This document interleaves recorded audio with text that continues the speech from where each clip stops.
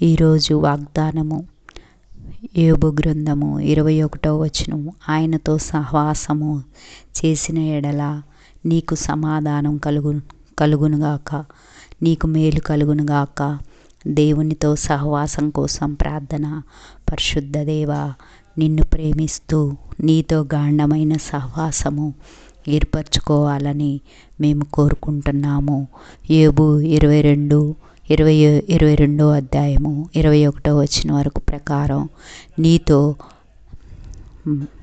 బంధం పెరిగినప్పుడు మా జీవితంలో సమాధానము, శాంతి మరియు మేలు వస్తాయని మేము విశ్వసిస్తున్నాము.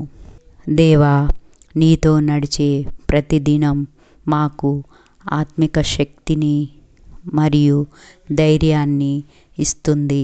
నీ మార్గంలో నడిచే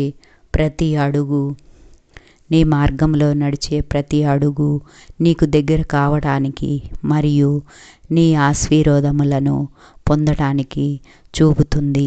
మా జీవితాలను నీతో సన్నిహితంగా కలిసి సాగటానికి దయచేసి మాకు శక్తిని, సహవాసాన్ని మరియు బలాన్ని ప్రసాదించు.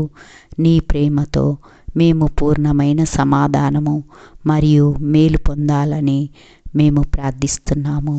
మా మనసులు, హృదయాలు నీకు అంకితం చేయబడినవి. నీ ప్రేమ, శాంతి మరియు ఆశీర్వాదంతో మమ్మల్ని నింపి ఈ ప్రపంచంలో వెలుగును ప్రతిబింబించేలా మార్పు తీసుకోవాలని ప్రార్థిస్తున్నాము. మార్పు రావాలని ప్రార్థిస్తున్నాము. ఈ ప్రపంచం ఇన్ని బాధలు, ఒత్తిడి మరియు పోరాటాలు ఉన్నా నీతో సహవాసం చేయటం వల్ల మా జీవితంలో నిజమైన శాంతి, ఆత్మీయ సంతోషం మరియు ధైర్యం రాగలవని మేము తెలుసుకున్నాము. నీవు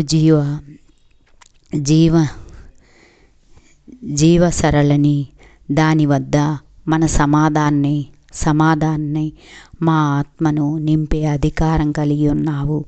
దయచేసి మాకు నీ ప్రేమను, కృపను మరియు ఆశీర్వాదాన్ని అనుభవించేలా మార్గం చూపించండి తండ్రి. ఆమేన్.